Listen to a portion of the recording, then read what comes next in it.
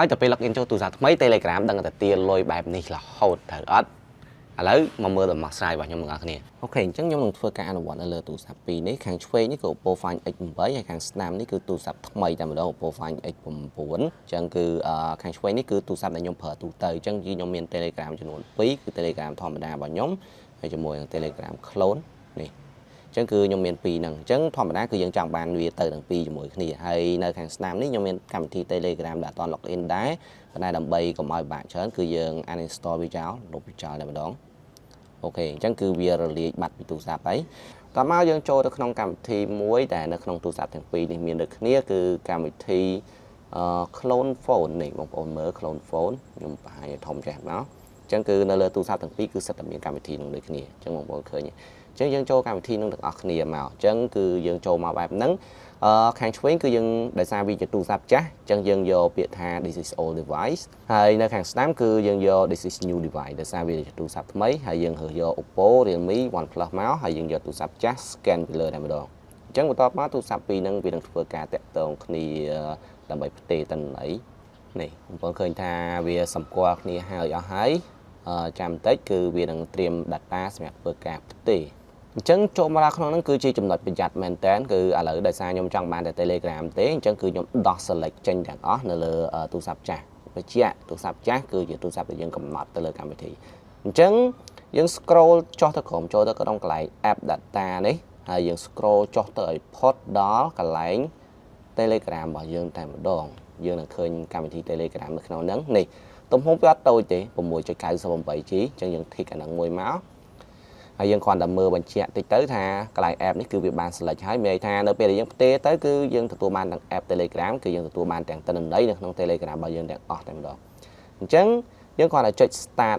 យើងចុច next នេះមកហើយតមកយើងចុច understand the content ហើយយើងចុចពាក្យថា start migration នេះនិយាយរួម complete ចុច understand content នេះផងហើយ start migration scan ក្រយៅដៃបញ្ជាក់ថាទូរស័ព្ទយើងបាទអញ្ចឹងគឺវានឹងធ្វើការផ្ទេរទិន្នន័យចូលទៅកាន់ទូរស័ព្ទថ្មីតែម្ដងអញ្ចឹងពេលនេះគឺយើងមានតែរងចាំសិនទេហើយល្បឿនដំណើរការគឺវាអត់យូរទេក្នុងការផ្ទេរពីទូរស័ព្ទមួយទៅទូរស័ព្ទមួយគឺរហ័សមែនតើចំណាយពេលខ្ទង់ប្រហែលជាត្រឹម1នាទីឬក៏អត់ដល់1នាទីផងលឿនមែនតើដោយសារ data transfer speed របស់វាខ្ទង់60ទៅ70 MB ក្នុង1វិនាទីដែរអញ្ចឹងគឺវារៀងលឿនគាត់បើ